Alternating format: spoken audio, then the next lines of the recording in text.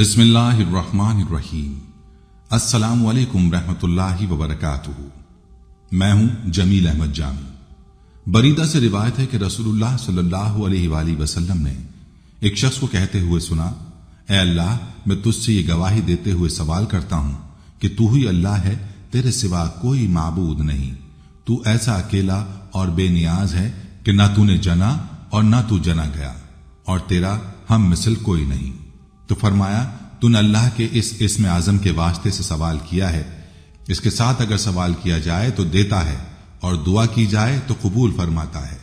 इस्म आजम उस नाम को कहा जाता है जिसके जरिए अल्लाह ताला से दुआ मांगी जाए तो वो जरूर कबूल होती है, और इसके अलावा भी इंसान की जिंदगी पर इसके बहुत मुस्बत असरात होते हैं। आपको बताते चलें कि अल्लाह इस बुजुर्ग व बरतर हस्ती का नाम है जो तमाम कायनात का मालिक है। इसम अल्लाह के अलावा भी अल्लाह ताला के 99 सिफाती नाम है। इसी तरह से इस्म आजम भी है जिसके बारे में इख्तिलाफ पाया जाता है असल में कौन से कलिमात या नाम इस्म आजम है। आज की इस वीडियो में हम इस्म आजम के मुख्तलिफ नामों की हकीकत को जानने की कोशिश करेंगे। हम ये जानेंगे कि कौन कौन से नाम या कलिमात को इस्म आजम कहा जाता है और इसके क्या कमालात और बरकात हैं। हम इस बारे में भी बात करेंगे कि किस तरह से इस्म आजम और जिक्र की आदत हमारी जिंदगियों में मुस्बत तब्दीली ला सकती है और हमारी दुआएं कबूल होने का सबब बन सकती है। इसके साथ आपको मुख्तलिफ इस्म आजम की खुसूसियात और वज़ाइफ और वाक़यात भी बताएंगे। उम्मीद है कि ये वीडियो आपको पसंद आएगी, इसलिए आपसे गुजारिश है कि इस वीडियो को आखिर तक जरूर देखिएगा। नाज़रीन, इस्म आजम दरअसल अल्लाह ताला का वो सिफाती या जाती नाम है जिसके पढ़ने से अल्लाह ताला के साथ खुसूसी ताल्लुक पैदा हो जाता है। नेस मार्फत के दरवाजे खुल जाते हैं। अल्लाह का जाती नाम और हर सिफाती नाम उसकी खास शान का मजहर है। जो शख्स अल्लाह ताला को जिस शान यानी जिस सिफाती नाम से पुकारता है, अल्लाह ताला उसे ऐसे नवाज देता है और अपनी उस शान के फयूज व बरकत से उसे नवाज देता है और अपनी उस खास शान का राज उस पर खोल देता है। यानी अगर कोई शख्स अल्लाह ताला को रहमान कहकर पुकारता है तो अल्लाह ताला उसे अपनी रहमत से मालामाल कर देता है और उसका वजूद दूसरों के लिए बाइस रहमत बना देता है। इस्म आजम तलाश करने का एक आम उसूल पेश करता हूं कि जिस आयत लफ्ज में अल्लाह ताला की शान माबूदियत, शान रहमानियत, शान क़य्यूमियत, शान समदियत, शान कुदरत, शान जलालियत, शान उलूहियत, शान बईद, शान बदीयत, शान लताफत का इजहार होता हो, वो लफ्ज या आयत इस्म आजम होगी। मसलन अल्लाह ताला माबूद है, हम उसकी इबादत करते हैं, इसलिए लफ्ज अल्लाह या ऐसी आयत जिसमें यह लफ्ज हो कि अल्लाह हमारा माबूद है, वो इस्म आजम है। लिहाजा लफ्ज अल्लाह और ला इलाहा इल्लल्लाह इस्म आजम है। ऐसे ही अल्लाह अपनी मखलूक पर हर वक्त रहम करता है, लिहाजा लफ्ज रहमान और रहीम या ऐसी आयत जिससे रहमत बारी का मफहूम जाहिर हो, वो इस्म आजम होगी। इसी तरह से अल्लाह ताला हमेशा से कायम और दायम और जिंदा है, लिहाजा जो शख्स उसे हय्यो क़य्यूम कहकर पुकारता है वो उसे हमेशा के लिए दायम कर देता है। लिहाजा ये लफ्ज और ऐसी आयत जिससे कायम और हमेशा जिंदा रहने का मफहूम निकले, वो इसमें आजम होगी। इसी तरह इसकी एक और शान ये है कि हर चीज का खजाना उसके पास है, यानी उसे किसी चीज की जरूरत नहीं, चुनाचे वो हर लिहाज से बेनियाज और मालामाल है। लिहाजा लफ्ज अल्लाह समद इसमें आजम हुआ, इसलिए जो उसे अल्लाह समद यानी ये कहता है कि तू मेरा बेनियाज माबूद है, तो वो उसे बेनियाज बंदा बना देता है। ऐसे लफ्ज या जुल जलाली वल इकराम, या लतीफ या चंद दीगर कलिमात हैं जो इसमें आजम है, क्योंकि इसमें अल्लाह ताला की खास शान मुज़मिर है जो इन अल्फाज के पढ़ने से जाहिर होती है। लिहाजा अस्माए अज़्ज़ाम को कसरत से पढ़ने के बाद जो दुआ भी अल्लाह के हुजूर की जाएगी वो इंशाअल्लाह ताला कबूल होगी। लोहे महफूज का कानून हमें बताता है कि अजल से अबद तक सिर्फ लफ्ज की कार फरमाई है। हाल, मुस्तकबिल और अजल से अबद तक का दरमियानी फासला लफ्ज के अलावा कुछ नहीं है। कायनात में जो कुछ है सब का सब अल्लाह का फरमाया हुआ लफ्ज है और ये लफ्ज अल्लाह ताला का इस्म है। इसी इस्म के मुख्तलिफ तर्जों से नई तख्लीकात वजूद में आती रहेंगी। अल्लाह ताला का लफ्ज या इस्म ही पूरी कायनात को कंट्रोल करता है। लफ्ज की बहुत सी किस्म है, हर किस्म के लफ्ज या इस्म का एक सरदार होता है और वही सरदार अपनी किस्म के अस्मा को कंट्रोल करता है। ये सरदार इस्म भी अल्लाह ताला का होता है और इसी को इस्म आजम कहते हैं। اسما کی حیثیت روشنیوں کے علاوہ کچھ نہیں ہے۔ ایک طرز کی جتنی روشنیاں ہیں ان کو کنٹرول کرنے والا اسم بھی انہی روشنیوں کا مرکب ہوتا ہے، اور یہ اسما کائنات میں موجود اشیاء کی تخلیق اور اشیاء کی تخلیق کے اجزاء ہوتے ہیں۔ مثلا انسان کے اندر کام کرنے والے تمام تقاضے اور پورے حواس کو قائم کرنے یا رکھنے والا اسم ان سب کا سردار ہوتا ہے، اور یہی اسم اعظم کہلاتا ہے۔ اسم اعظم کے سلسلے میں مختلف روایات بیان کی گئی ہیں، جن سے یہ نتیجہ نکلتا ہے کہ جو شخص بھی اسم اعظم سے باخبر ہو جائے تو نہ صرف یہ کہ اس کی دعا قبول ہو جاتی ہے، بلکہ وہ شخص اس اسم اعظم کے ذریعے اس دنیا کی بہت سی چیزوں میں دخل و تصرف کر سکتا ہے اور بہت سے عجیب و غریب کام انجام دے سکتا ہے۔ خدا کے ناموں میں کون سا نام اسم اعظم ہے، اس سلسلے میں علماء اسلام نے بہت زیادہ بحث و گفتگو کی ہے، اور اس موضوع پر اکثر بحثیں ہوا کرتی ہیں کہ خدا کے ناموں میں اس اسم کو تلاش کریں جو عجیب و غریب خاصیت رکھتا ہو، لیکن ہمارے نظریے کے مطابق جس چیز پر زیادہ توجہ ہونا چاہیے وہ یہ ہے کہ خدا کے اسماء اور صفات کا پتہ لگائیں، ان کے مفہوم کو اپنے اندر پیدا کریں اور روحانی تکامل و پیش رفت حاصل کریں جن کے ذریعے ہماری ذات پر اثر ہو سکے۔ دوسرے الفاظ میں اہم مسئلہ یہ ہے کہ ہم اپنے اندر ان صفات کو پیدا کریں اور اپنے کردار کو ان صفات سے مزین کریں، ورنہ گناہوں میں آلود شخص اور ایک ذلیل انسان کیا اسم اعظم کا علم حاصل کرنے سے مستجاب الدعویٰ ہو سکتا ہے؟ اگر ہم سنتے ہیں کہ بلعم نامی شخص اسم اعظم کا علم رکھتا ہے لیکن بعد میں اس سے ہاتھ دھو بیٹھتا تو اس کا مطلب ہے کہ اس نے ایمان و عمل و صالحہ اور تقوی و پرہیزگاری کے ذریعے اس روحانی درجے کو حاصل کر لیا تھا، لہذا اس کی دعا قبول ہو جاتی ہے۔ لیکن اپنی خطاؤں کے ذریعے، کیونکہ انسان خطا و غلطی سے پاک نہیں ہے، اور اپنے زمانے کے فرعونی اور طاغوتی طاقتوں اور اپنی ہوا و ہوس کی بنا پر اس روحانی طاقت کو بالکل کھو دیا اور اس مرتبے سے گر گیا۔ اسم اعظم کے بھول جانے سے یہی معنی مراد ہو سکتے ہیں۔ اور اسی طرح اگر ہم کتابوں میں پڑھتے ہیں کہ انبیاء اور ائمہ علیہ السلام اسم اعظم سے آگاہ تھے تو اس کا مطلب ہے کہ ان کے وجود میں خدا کے اسم اعظم کی حقیقت جلوہ گر ہوتی تھی، اور اسی وجہ سے خداوند عالم نے ان کو اس عظیم مرتبے پر فائز کیا تھا کہ ان کی دعائیں مستجاب ہوتی تھیں۔ محمد بن حسن رحمہ اللہ حضرت امام ابو حنیفہ رحمہ اللہ سے روایت کرتے ہیں کہ اسم اعظم اللہ ہے، کیا دیکھتے نہیں کہ رحمان رحمت سے مشتق ہے، رب ربوبیت سے مشتق ہے، جبکہ اللہ کسی سے مشتق نہیں ہے۔ ابن مبارک رحمہ اللہ فرماتے ہیں کہ اسم اعظم اللہ ہے کیونکہ اللہ تعالیٰ کے دوسرے تمام اسماء اس کی طرف مضاف ہوتے ہیں، مگر اللہ کی ان کی طرف اضافت نہیں کی جا سکتی۔ اور حضرت علی کرم اللہ وجہہ سے مروی ہے کہ اسم اعظم یا ظاہر ہے، اور حضرت ابن عباس رضی اللہ عنہ سے روایت ہے کہ یا حیو یا قیوم ہے۔ حافظ ابو القاسم سہلی رحمہ اللہ فرماتے ہیں کہ اللہ تعالیٰ کے 99 نام سب کے سب لفظ اللہ کے تابع ہیں، جس کے ساتھ مل کر پورے 100 ہو جاتے ہیں، اور جنت کے درجات بھی 100 ہیں۔ چنانچہ صحیح حدیث میں ہے کہ جنت کے درجے 100 ہیں، ہر 2 درجوں کے درمیان 500 سال کی مسافت ہے۔ اور اسماء حسنہ کے بارے میں فرمایا کہ جو شخص انہیں یاد کرے وہ جنت میں داخل ہوگا۔ معلوم ہوا کہ اسماء کی تعداد جنت کے درجوں کے برابر ہے۔ اللہ کے اسم اعظم ہونے کی دلیل ہے کہ باقی تمام اسماء اس کی طرف مضاف ہوتے ہیں۔ چنانچہ کہتے ہیں کہ اللہ کا نام عزیز ہے، یوں نہیں کہتے کہ اللہ نام ہے عزیز کا۔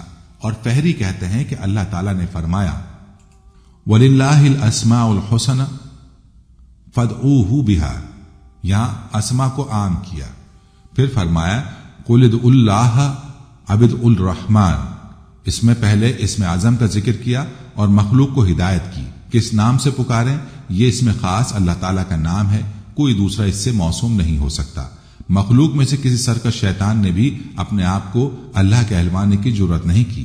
فرعون جو اتنا بڑا ظالم و سرکش تھا، اس نے مصر کے قبطیوں سے کہا کہ انا ربکم الاعلی، جس کی وجہ سے دنیا میں ہی اس پر اور اس کی قوم پر عذاب آیا، مگر اس سے بھی طاقت نہ ہوئی کہ انا اللہ کہہ دیتا۔ اللہ تعالیٰ نے اشرار کو بھی اس نام کے دعویٰ کرنے کی جرأت نہیں دی۔ یہ وہ نام ہے جس کا ورد مخلوق کی زبان پر جاری کیا اور ہر ایک کو ہی یہی سمجھایا کہ ہمیشہ خدا کا یہی نام لیں۔ اس نام کے ساتھ ایمان کو متعلق کیا، اس کو فریاد خواہوں کی فریاد، مظلوموں اور خوفزدوں کی پناہ بنایا، اور اسی کو عابدوں کی عبادت بنایا۔ جو شخص کسی مصیبت میں پھنس جائے یا کسی بلا کے منہ میں آ جائے تو وہ اسی نام سے خدا کو پکارتا ہے، اور جو بھی بچہ پیدا ہوتا ہے اس کے متعلق پہلا حکم یہی ہے کہ اس کے کان میں یہی نام پکارو، اور مرتے وقت بھی یہی نام لا الہ الا اللہ ہی کام بناتا ہے۔ اسی نام کو مخلوق اپنے بول چال اور معاملات میں استعمال میں لاتی ہے اور پیش کرتی ہے، اور گنجائش دے دی کہ جس اسم کے ساتھ تمہارا دل چاہے پکارو، اگر مجھے میرے ذاتی نام سے پکارو تو مجھے میری رحمت اور فضل سے پکارو۔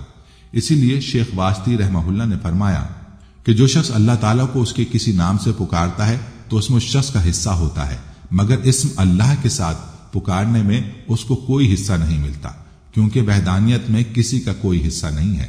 اس لیے اہل علم فرماتے ہیں کہ یہ اسم تعلق کے لیے ہے، تخلیق کے لیے نہیں، اور اس لیے بھی کہ الوہیت مخلوقات کو پیدا کرنے پر قادر ہونے کی وجہ سے ہے، جو کہ اعلیٰ درجے کے کمال کی صفت ہے۔ حضرت ابو سعید رحمہ اللہ فرماتے ہیں کہ سب سے پہلے اللہ تعالیٰ نے اپنے بندوں کو ایک کلمہ یعنی اللہ کی طرف بلایا، جس نے اسے سمجھ لیا اس نے دوسرے کلمات کو بھی سمجھ لیا۔ اکثر علماء اس پر متفق ہیں کہ اللہ تعالیٰ کا اسم اعظم اللہ اور الہ ہے، اور الہ اللہ کا اصل ہے۔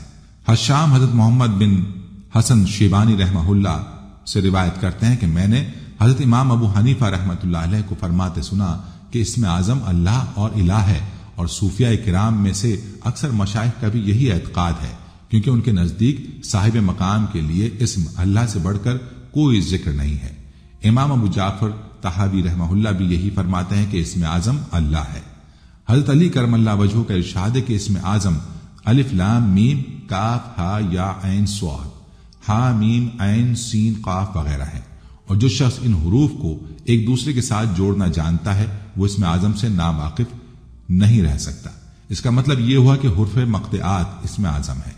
بعض علماء کا قول ہے کہ اسم اعظم احد الصمد ہے، بعض نے کہا کہ ذوالجلال والاکرام ہے، اور بعض نے کہا ربنا ہے۔ حضرت لیث رحمہ اللہ فرماتے ہیں کہ زید بن حارثہ نے طائف جانے کے لیے ایک آدمی کا خچر کرائے پر لے لیا۔ خچر والے نے شرط لگائی کہ میں جہاں اتاروں گا اترنا پڑے گا۔ راستے میں ایک ویران جگہ پر خچر والے نے اتار دیا، وہاں بہت ساری ناشیں پڑی تھی۔ خچر والے نے ان کو بھی قتل کرنا چاہا تو آپ نے فرمایا ٹھہرو، مجھے 2 رکعت نماز پڑھ لینے دو۔ اس نے کہا پڑھ لو، تم سے پہلے جو لوگ قتل ہوئے پڑے ہیں انہوں نے بھی یہی پڑھی تھی، مگر انہیں ان کی نماز نے کوئی فائدہ نہیں دیا۔ زید کہتے ہیں کہ جب میں نماز سے فارغ ہوا تو وہ مجھے قتل کرنے کے لیے آگے بڑھا، تو میں نے کہا یا ارحم الراحمین، تو فوراً ایک آواز آئی کہ اسے قتل نہ کر۔ خچر والے نے ادھر ادھر دیکھا تو اسے کوئی نظر نہ آیا۔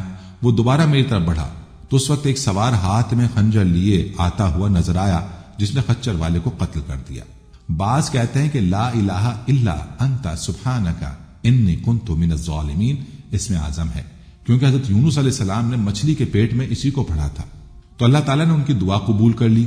اور حضرت سعد بن ابی وقاص رضی اللہ عنہ سے ابن سنی نے نقل کیا ہے کہ میں نے رسول اللہ صلی اللہ علیہ وآلہ وسلم کو فرماتے ہوئے سنا کہ میں ایک ایسا کلمہ جانتا ہوں جس کے پڑھنے سے مصیبت زدہ کی مصیبت ٹل جاتی ہے۔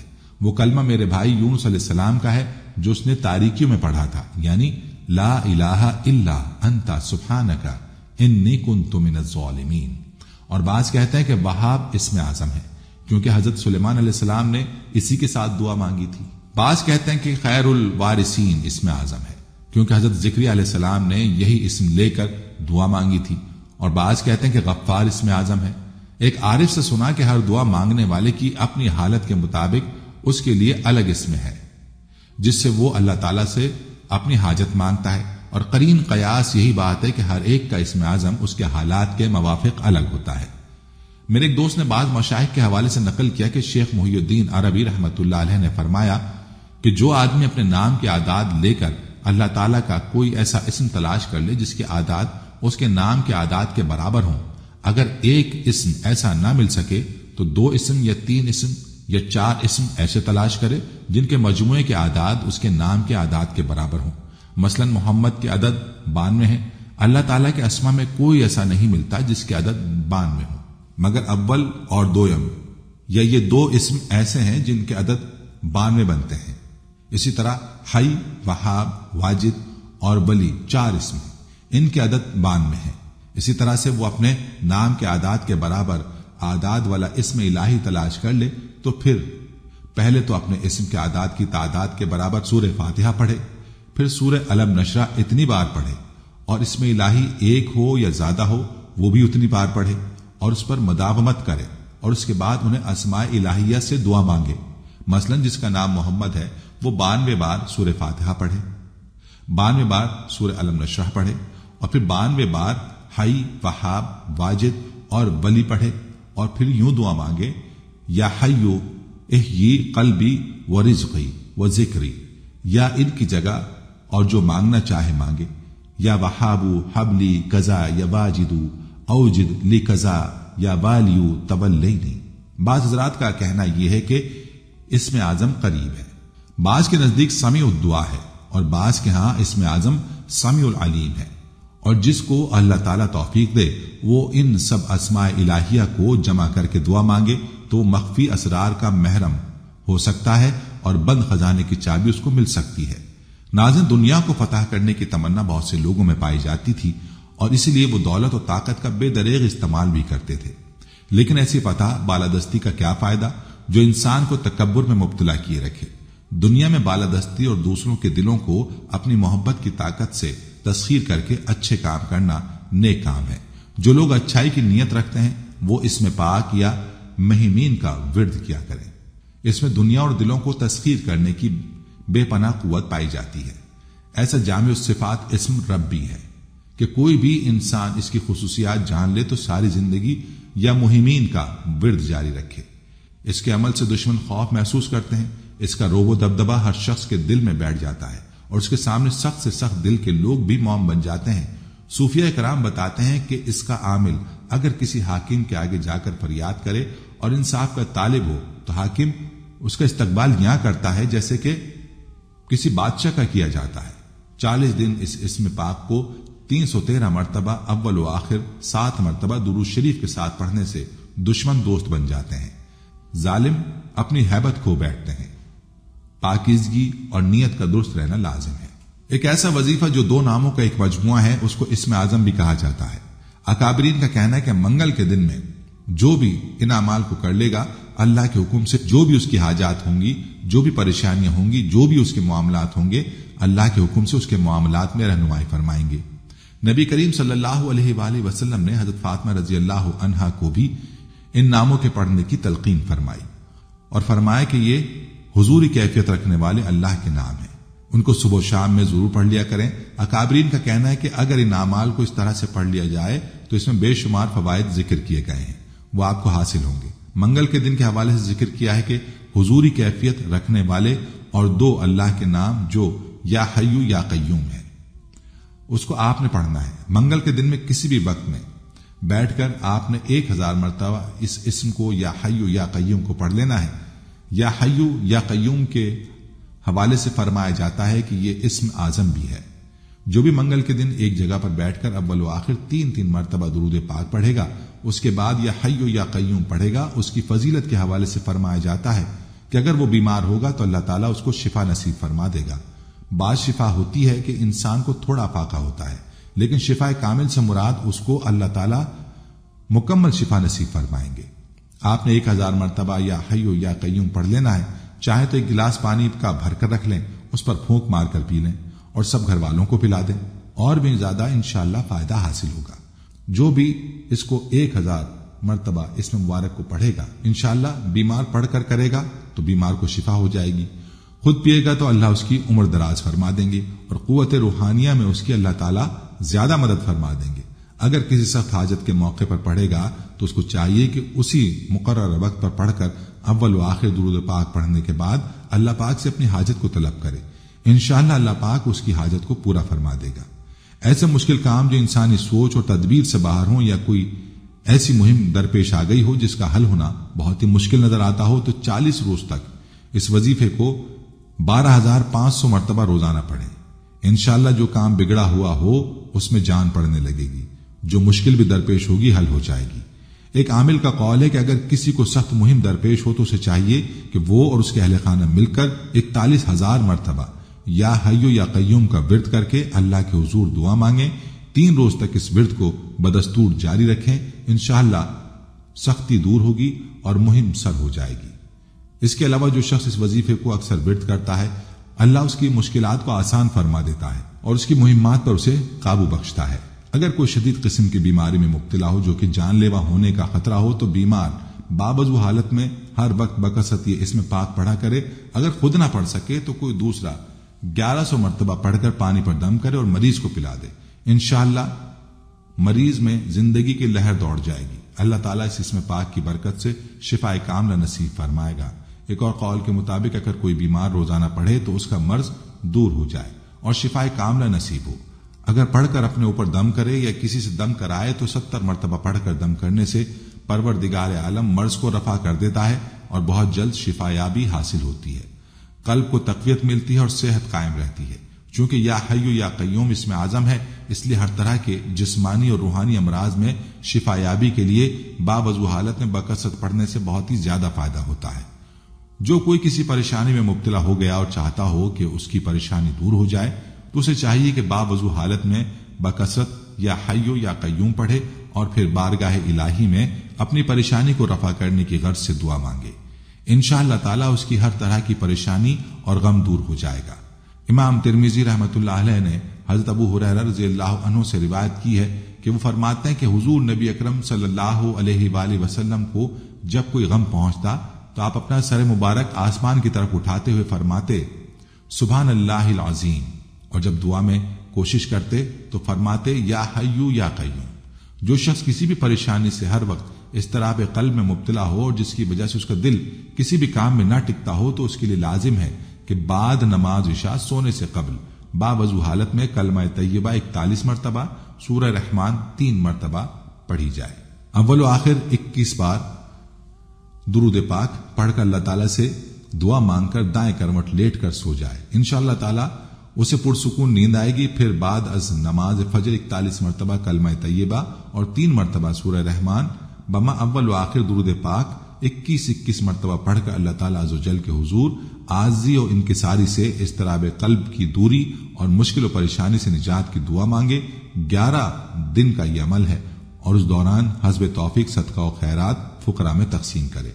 انشاءاللہ تعالیٰ ہر قسم کا اضطراب، قلب پریشانی اور مشکل ختم ہو جائے گی، طبیعت حشاش بشاش ہو جائے گی۔ جو شخص اس اسم کو 1000 مرتبہ ہر نماز کے بعد پڑھنے لگے تو اس کا دل دنیا سے متنفر ہو جائے گا، یاد الہی کی طرف خوب مائل ہوگا، نماز اور نوافل پڑھنے کو دل چاہے گا، یعنی اس اسم کو پڑھنے سے دل اللہ کی عبادت میں خوب لگتا ہے، جس سے اللہ کا عشق حاصل ہوگا، اور جو شخص اللہ کی محبت اور عشق کی طرف مائل ہو جاتا ہے اس کا ایمان بے حد مضبوط ہو جاتا ہے، وہ اللہ کی خاطر جینے لگتا ہے اور اس کے دل سے دنیا کم ہو جائے گی۔ بہرکیف جو خلوص دل سے اس کا نام لینے لگتا ہے وہ اس کا بن جاتا ہے اور اللہ اس پر مہربان ہو جاتا ہے۔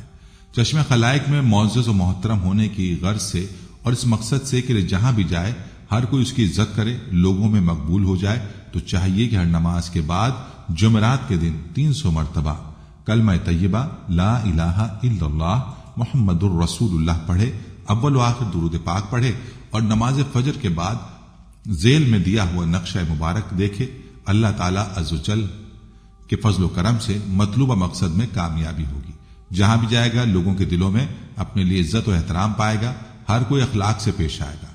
دل کی مضبوطی، اگر کسی کا دل کمزور ہو اور معمولی سی بات پر بھی وہ گھبرا جاتا ہو، سخت پریشان ہو جاتا ہو، تو اسے چاہیے کہ وہ روزانہ باوضو حالت میں 1000 مرتبہ اللہ کا ذکر کرے۔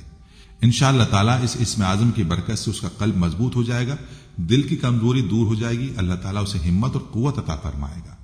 جو کوئی اس بات کا خواہاں ہے کہ اس کا دل عبادت الہی میں ذوق و شوق کے ساتھ مشغول رہے، اللہ تعالیٰ کی اطاعت میں مستعدی اور آمادگی بہت زیادہ پیدا ہو جائے، وہ عبادت کرتے ہوئے حلاوت اور سکون محسوس کرے، چستی اور تروتازگی کا احساس موجود رہے، تو اسے چاہیے کہ وہ نماز فجر کی ادائیگی کے بعد اسی جگہ قبلہ رخ ہو کر بیٹھا رہے اور طلوع آفتاب تک بکثرت یا حی یا قیوم پڑھے اور ہر روز یہ عمل کرے۔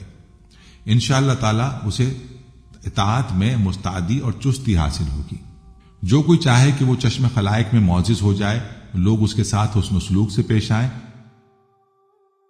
اور یوں محسوس ہو کہ گویا مخلوق خدا کے دل اس کی مٹھی میں ہے، تو اس مقصد کے لیے حضرت شیخ بونی رحمت اللہ علیہ فرماتے ہیں کہ جو کوئی صبح صادق کے وقت بکثرت یا حی یا قیوم پڑھنے پر مداومت کرے تو انشاءاللہ تعالی مخلوق کے دل اس کے لیے مسخر ہوں گے۔ اس اسم کو بکثرت پڑھنے والا جانی و مالی نقصان سے محفوظ رہتا ہے، کسی بھی قسم کی آفت و مصیبت میں اسے گزند نہیں پہنچتی، بڑے بڑے خطرات اور بڑے بڑے خطرات میں گر جانے کے باوجود وہ امن و عافیت میں رہتا ہے اور سلامتی سے لوٹتا ہے۔ یا حیو یا قیوم کا ورد کرنے والے کو اللہ تعالیٰ سدا خوشیاں اور کامیابیاں عطا کرتا ہے۔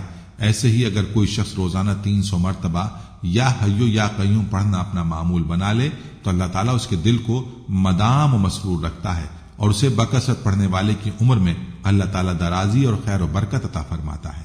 اگر کسی شخص کی کوئی چیز گم ہو گئی ہو اور صاحب دعوت کو اس کی خبر نہ ہو تو اسے چاہیے کہ رات کو سوتے وقت اس ورد کو 7 دن تک روزانہ 5200 مرتبہ پڑھے۔ انشاءاللہ گمشدہ چیز کے متعلق خواب میں معلوم ہو جائے گا۔ اگر کسی نے چرائی ہوگی تو اس کے دل پر اتنا خوف طاری ہوگا کہ چرانے والا کسی بہانے سے خود بخود اسے واپس دے جائے گا۔ اگر کسی کو ناحق قید میں ڈال دیا گیا ہو تو وہ ہر نماز کے بعد 700 مرتبہ یہ اسم مبارک یعنی یا ذل جلال والاکرام پڑھ کر اللہ تعالیٰ سے دعا مانگے، اللہ تعالیٰ جلد رہائی کے اسباب پیدا فرما دے گا اور قید سے رہائی عمل میں آ جائے گی۔ اگر کوئی شخص ہر روز یا ذل جلال والاکرام کو کثرت سے پڑھنے کا معمول بنا لے تو اللہ تعالیٰ اسے غنی کر دیتا ہے اور اس کے ذریعہ معاش کو بجا طور پر حفاظت فرماتا ہے۔ رزق میں فراخی ہو جاتی ہے اور خرچ اخراجات کے لیے مال میں کمی پیدا نہیں ہوتی۔ غرض یہ کہ رزق حلال میں ہر طرح سے خیر و برکت قائم رہتی ہے۔ فضائل ذکر میں ایک بزرگ کا واقعہ لکھا ہے کہ ان کو اسم اعظم آتا تھا۔ اسم اعظم حق تعالیٰ کا وہ مبارک نام کہ جس کے طفیل ہر دعا قبول ہوتی ہے۔ ایک فقیر ان کی خدمت میں حاضر ہوئے اور ان سے استدعا کی کہ حضرت آپ مجھے اسم اعظم سکھا دیجیے۔ انہوں نے فرمایا تم میں اہلیت و قابلیت نہیں ہے۔ فقیر نے کہا کہ مجھ میں اس کے سیکھنے اور عمل کرنے کی استعداد ہے۔ بزرگ نے ان کا امتحان لینا چاہا اور فرمایا کہ اچھا فلاں جگہ جا کر بیٹھ جاؤ اور وہاں جو واقعہ پیش آئے اس کی مجھے آ کر خبر دو۔ فقیر اس جگہ گئے، دیکھا کہ ایک ضعیف العمر شخص گدھے پر جنگل سے سوکھی لکڑیاں لادے ہوئے آ رہا ہے۔ سامنے سے ایک سپاہی آیا جس نے اس بوڑھے آدمی کو مار پیٹ کی اور لکڑیاں بھی چھین لی۔ فقیر کو اس سپاہی پر بہت غصہ آیا۔ واپس آ کر وہ بزرگ کو سارا واقعہ سنایا اور ساتھ یہ بھی کہا کہ اگر مجھے اسم اعظم آ جاتا تو میں اس سپاہی کے لیے بد دعا کرتا۔ ان بزرگ نے فرمایا کہ اس لکڑی والے بزرگ سے ہی میں نے اسم اعظم سیکھا تھا۔ دیکھو انہوں نے باوجود اسم اعظم جاننے، عامل ہونے اور قدرت رکھنے کے اس سپاہی کے لیے بد دعا نہیں فرمائی اور صبر و تحمل سے کام لیا۔ یاد رکھو اسم اعظم سیکھنے کے لیے ایسی ہی اہلیت اور قابلیت کی ضرورت ہے۔ فضائل ذکر شیخ اسماعیل فرغانی رحمت اللہ علیہ فرماتے ہیں کہ مجھے ایک عرصے سے اسم اعظم سیکھنے کی تمنا تھی۔ ایک روز میں دمشق کی جامع مسجد میں بیٹھا تھا کہ 2 آدمی مسجد میں داخل ہوئے اور میرے قریب کھڑے ہو گئے۔ مجھے ان کو دیکھ کر خیال ہوا کہ یہ حق تعالیٰ کے فرشتے معلوم ہوتے ہیں۔ ان میں ایک نے دوسرے سے پوچھا کیا تو اسم اعظم سیکھنا چاہتا ہے؟ اس نے کہا ہاں بتا دیجیے۔ میں نے ان کی یہ گفتگو سن کر توجہ اور غور کرنے لگا کیونکہ مجھے اسم اعظم سیکھنے کا بہت شوق تھا۔ کئی دن فاقے کرتا، حتیٰ کہ فاقوں کی وجہ سے بے ہوش ہو کر گر جاتا۔ بہرحال ان دونوں کی گفتگو پر میں نے پوری توجہ دی۔ اس نے اپنے دوسرے ساتھی سے کہا کہ اسم اعظم لفظ اللہ ہے، بشرطیے کہ وہ مبارک نام صدق اللجا سے ہو۔ شیخ اسماعیل رحمۃ اللہ علیہ فرماتے ہیں صدق اللجا کا مطلب ہے اسم اعظم کہنے والے کی حالت اس وقت ایسی ہو جیسے کوئی شخص دریا میں غرق ہو رہا ہو اور کوئی بھی اس کو بچانے والا نہ ہو، تو ایسے وقت میں جس خلوص سے نام لیا جائے گا وہ حالت مراد ہے۔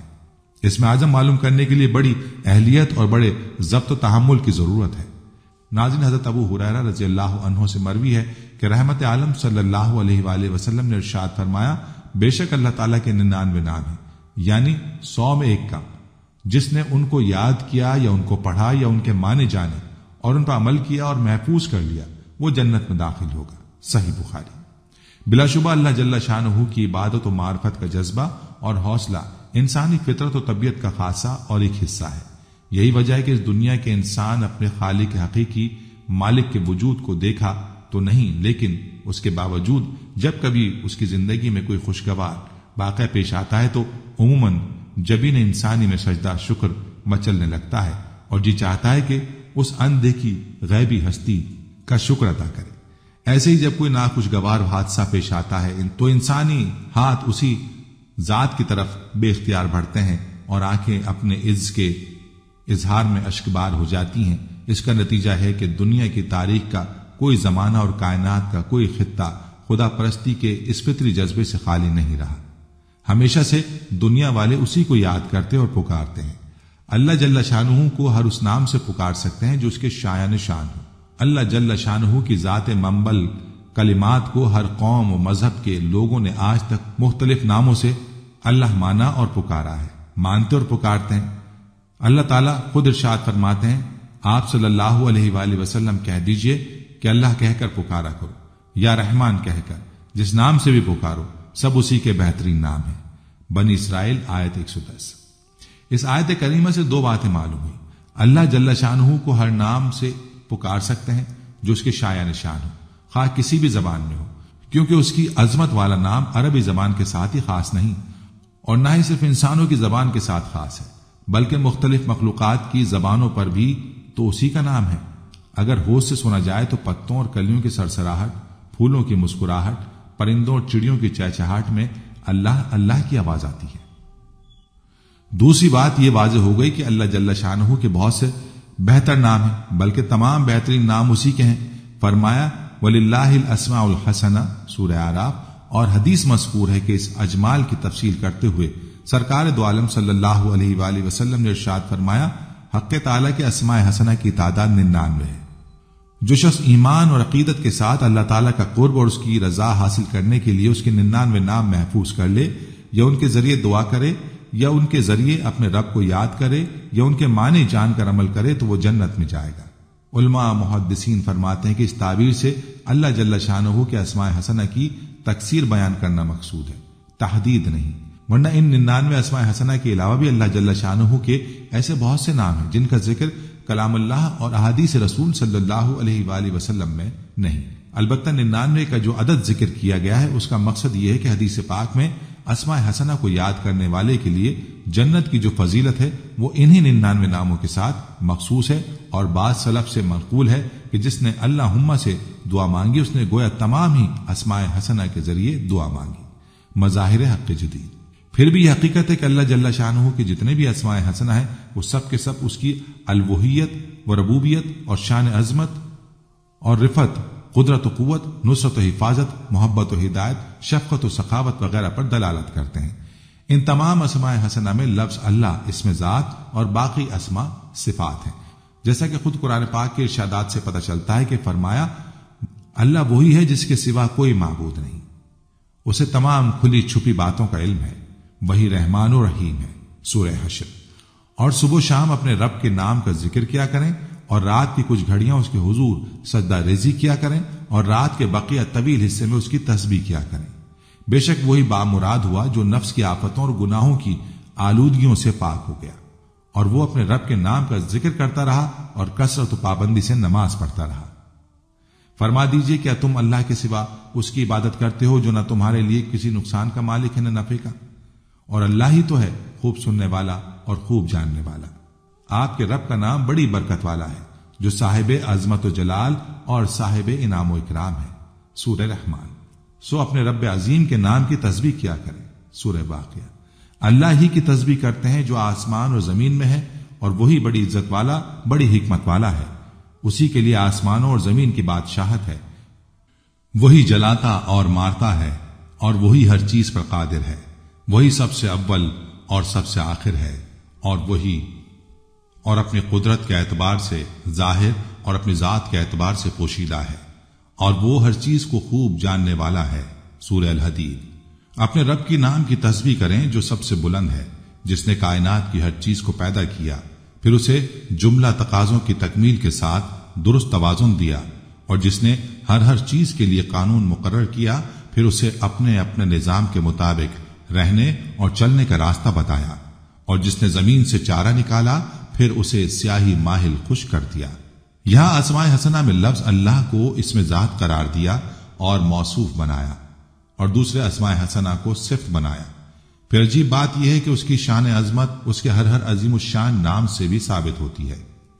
ذات خدا بندی کو اللہ اسی لیے تو کہتے ہیں کہ وہ نہایت ہی اعلیٰ و عرفہ اور بلند و بالا ہے۔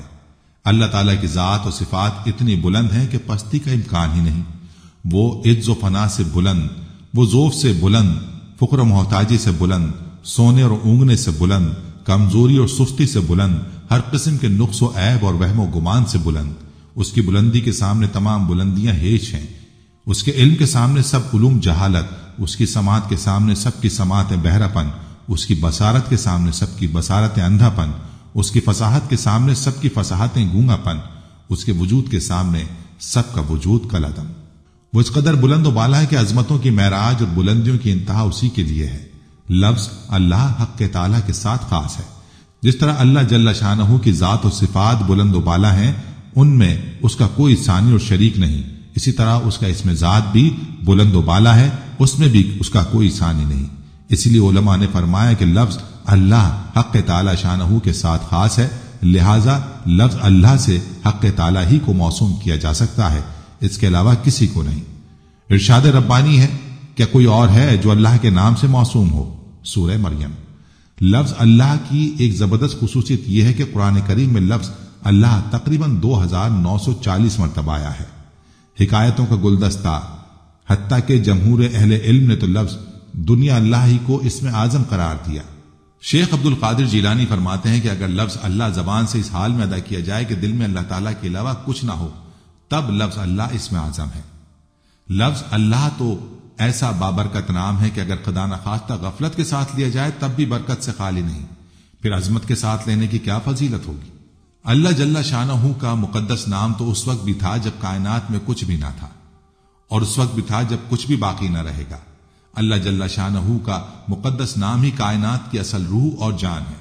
یہ دنیا کی بستی اس وقت تک آباد رہے گی جب تک کسی ایک کی زبان پر بھی یہ مقدس نام جاری رہے گا، اور جس وقت کوئی زبان بھی اللہ اللہ کا ورد کرنے والی باقی نہ رہے گی، اس وقت بساط عالم کو لپیٹ دیا جائے گا۔ آسمان کی قندیلیں بجھا دی جائیں گی، دریاؤں اور سمندروں کا پانی خشک ہو جائے گا، نظام عالم درہم برہم ہو جائے گا۔ مشکات۔ اللہ جل شانہ کی ذات جیسے عظیم ہے، اس کا مقدس نام بھی اسی طرح عظیم ہے، اور عظمت سے اس کا مقدس نام لینے والا بھی عظیم ہے۔ حضرت تھانوی فرماتے ہیں کہ اللہ رب العزت کا نام اتنا ہی عظمت والا ہے کہ اگر ہم 1000 بار بھی مشک اور عنبر سے اپنی زبان دھو کر اس کا مقدس نام لیں تو اس کے تقدس کا حق ادا نہیں کر سکتے، لیکن یہ اس کا انعام و احسان ہے کہ اس نے اپنا مقدس اور عظیم نام ہماری ناپاک اور حقیر زبان پر بآسانی جاری فرما دیا۔ اب جو اس پاک نام کا ورد زبان پر رکھے گا، اس کی زبان اور جسم پاک ہو جائیں گے۔ ناظرین، ایک حدیث ہے، تمہاری دعائیں قبول ہوتی ہیں جب تک جلدی نہ کرو، کہ میں نے دعا کی اور اب تک قبول نہیں ہوئی۔ صحیح مسلم۔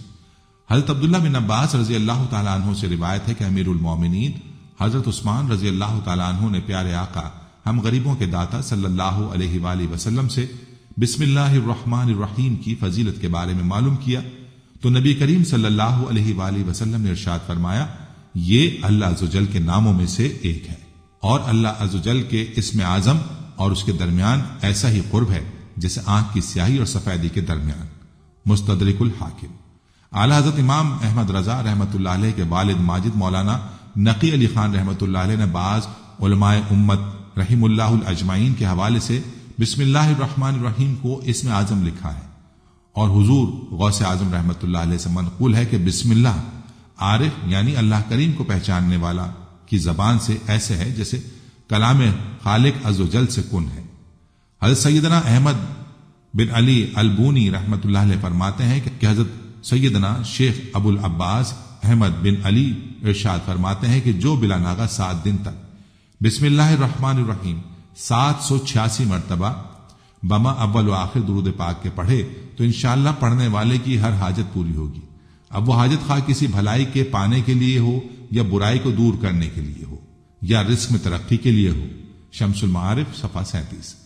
حضرت محبوب الہی حضرت نظام الدین اولیاء رحمۃ اللہ علیہ کا ایک مختصر واقعہ سنانا چاہوں گا۔ ایک دن آپ کی کنیز نے عرض کی، حضور اگر آپ مجھے اجازت مرحمت فرما دیں تو بہت مہربانی ہوگی کہ جس مقصد کی بنا پر غلامی کی تھی وہ آرزو ناتمام رہی۔ حضرت نظام الدین اولیاء رحمۃ اللہ علیہ نے جب اپنی کنیز کا یہ کلام سنا تو ارشاد فرمایا، تم کیا کہنا چاہتی ہو، کھل کر کہو۔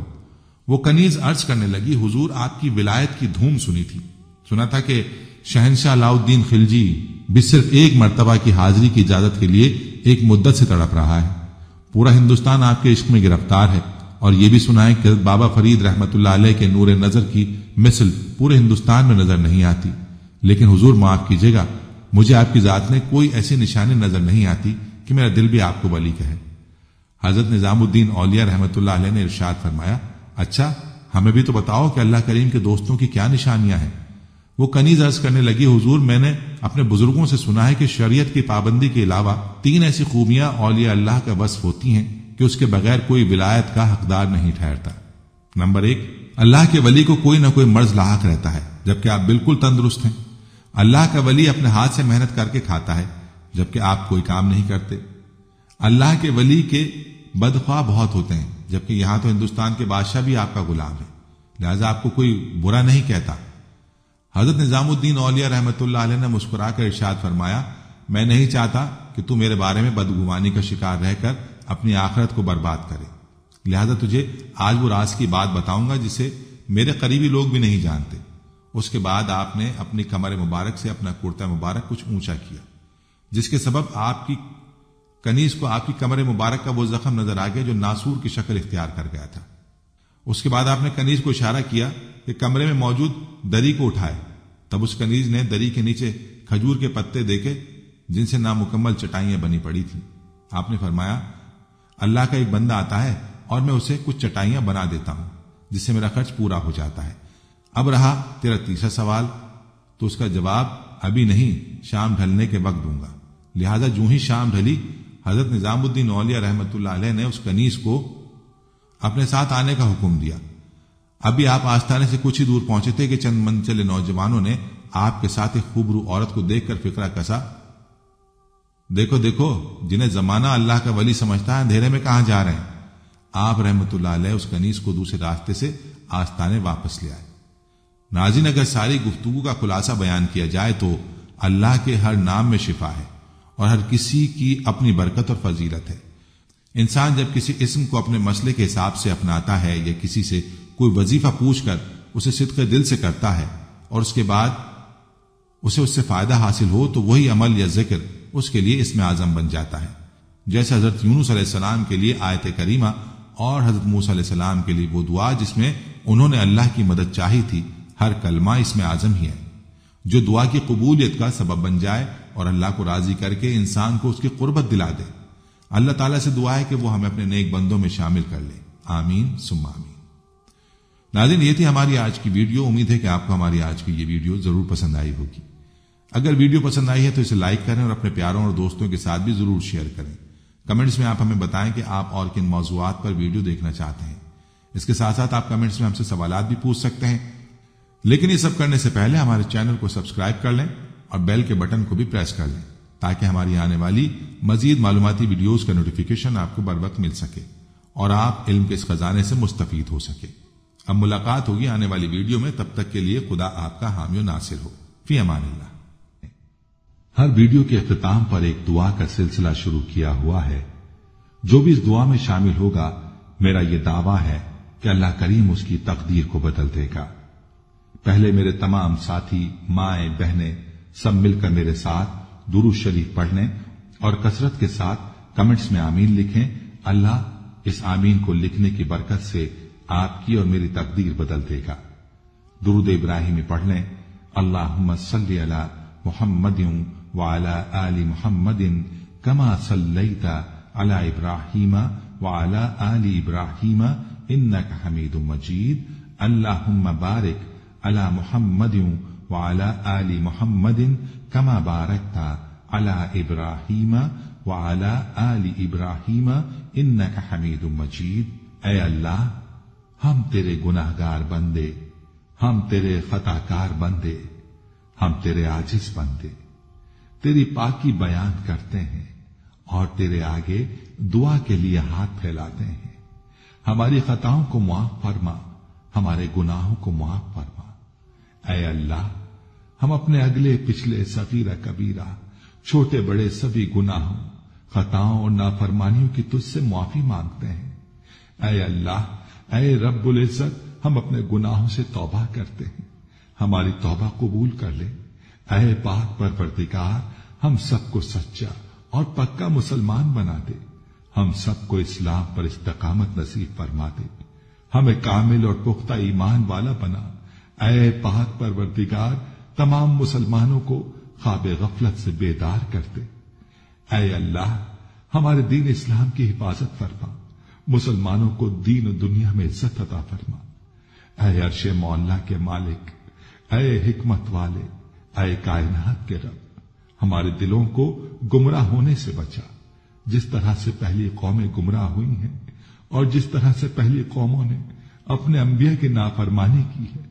اے اللہ تو ہمیں ایسی نافرمانی سے بچا۔ اے اللہ تو ہمیں ان عذابوں سے بچا جو تو نے پچھلی قوموں پر نازل کیے ہیں۔ اے اللہ تو ہمیں ان تمام گناہوں سے بچا جن گناہوں میں پچھلی قومیں مبتلا ہوئی ہیں۔ اے مولا کریم تو ہماری حفاظت فرما ہر اس فعل سے جو تیری ناراضگی اور تیرے غضب کا سبب بنا۔ اے اللہ ہماری زندگی کو اپنی چاہت کے مطابق ڈھال دے، ہمیں صرف اور صرف نیکی کی توفیق عطا فرما، ہم نیکی کی باتوں کو سننے والے بن جائیں اور ان پر عمل کرنے والے بن جائیں، اور نیکی کی باتوں کو پھیلانے کی ہمیں توفیق عطا فرما۔ اے اللہ یہ دور فتنے کا دور ہے، امت کے اندر ہر طرح کے گناہ پائے جاتے ہیں، تو ہمارے حال پر رحم فرما اور ہمیں گناہوں سے بچنے کی توفیق عطا فرما۔ اے اللہ تو کریم ہے، تو رحیم ہے، تو رحمان ہے، تو غفور الرحیم ہے، تو ہمارے گزشتہ گناہوں کو معاف فرما دے اور آئندہ کے لیے ہمیں گناہوں سے بچنے کی توفیق عطا فرما۔ اے اللہ ہمارے تن من، ہمارے دل کو، دماغ کو، روح کو، جسم کو پاکیزہ بنا دے، ہمارے دلوں پر لگے زنگ کو، ہمارے دلوں پر جمی گندگی اور میل کو اپنی رحمت سے دھو ڈال۔ اے اللہ ہمیں اپنے عذاب اور رسوائی سے بچا۔ اے پاک پروردگار تمام مسلمانوں کی افلاس، سستی اور غفلت سے حفاظت فرما۔ یا اللہ اسلام کا بول بالا فرما، اسلام کا جھنڈا بلند فرما۔ اے اللہ کل امت محمدیہ کو حشر کی رسوائی سے پناہ عنایت فرما۔ اے اللہ ہم سے راضی ہو جا، ہمیں شیطان اور نفس کے شر سے بچا۔ اے پاک پروردگار ہمارے قدموں کو صراط مستقیم پر قائم رہنے والا بنا دے، ہم پر اپنی خاص رحمت نازل فرما اور اپنے قہر و غضب سے بچا لے۔ اے اللہ ہمیں ان لوگوں کی صحبت عطا فرما جو کہ تیرے پسندیدہ بندے ہوں، اور ہمیں تجھ سے قریب کر دیں، جو تیری یاد دلاتے رہیں اور ہمارے ایمان میں اضافے کا سبب بنے، اور ہماری نیکی کے سفر کی منزل جنت ہو اور تیری رضا کا حصول ہو۔ اے اللہ ہمیں وہ طاقت نہ دے جس سے ہم دوسروں کو کمزور کر دیں، ہمیں وہ دولت نہ دے جس کی خاطر ہم دوسروں کو غریب سمجھیں، ہمیں وہ علم نہ دے جسے ہم اپنے سینے میں چھپا کر رکھیں، ہمیں وہ بلندی نہ دے کہ ہمیں پستی میں کچھ نظر نہ آئے، ہمیں وہ سب کچھ دے جو ہم دوسروں میں بانٹ سکیں اور سب کے برابر ہو جائیں۔ اے پاک پروردگار کوئی کام آسان نہیں مگر تو جسے آسان کر دے، اور جب تو چاہتا ہے مشکل کو آسان کر دیتا ہے۔ یا اللہ جتنے بھی مسلمان بہن بھائی مشکل میں ہیں ان کی مشکلات کو آسان فرما دے۔ یا اللہ ہمیں کبھی بھی کسی بھی حالات میں مشکلوں اور پریشانیوں میں، خوشیوں میں، راحتوں میں کبھی بھی اکیلا مت چھوڑنا۔ اے پاک پروردگار ہماری کوشش یہی ہے کہ ہم نیکی کی بات کو پھیلائیں تاکہ تمام انسان ان گناہوں سے خود کو بچا سکیں جن گناہوں کی وجہ سے گزشتہ قوموں پر عذاب نازل ہوئے۔ اے مولا کریم نیکی کی ان باتوں کو پھیلانے میں تو ہماری مدد و نصرت فرما اور ہمیں نیکی کی باتوں کو پھیلانے کی توفیق عطا فرما۔ اے اللہ نیکی کی باتوں کو پھیلانے کی ہماری اس کوشش کو قبول فرما اور ہماری اس کاوش کو ہماری نجات کا ذریعہ بنا۔ یا اللہ ہماری ان تمام حاجات کو، ہماری ان تمام دعاؤں کو جو ہمارے لبوں سے ادا ہوئیں یا جو ہمارے دلوں میں ہیں، اپنے حضور شرف قبولیت عطا فرما۔ ہمیں اپنے در سے خالی ہاتھ نہ لوٹانا، ہماری جھولی کو بھر دینا۔ اے تمام جہانوں کے مالک دنیا سے رخصت ہوتے وقت ہماری زبان پر کلمہ طیبہ جاری فرمانا اور قیامت کے دن ہمیں اپنے عرش کے سائے میں جگہ عطا فرمانا۔ آمین آمین آمین یا رب العالمین۔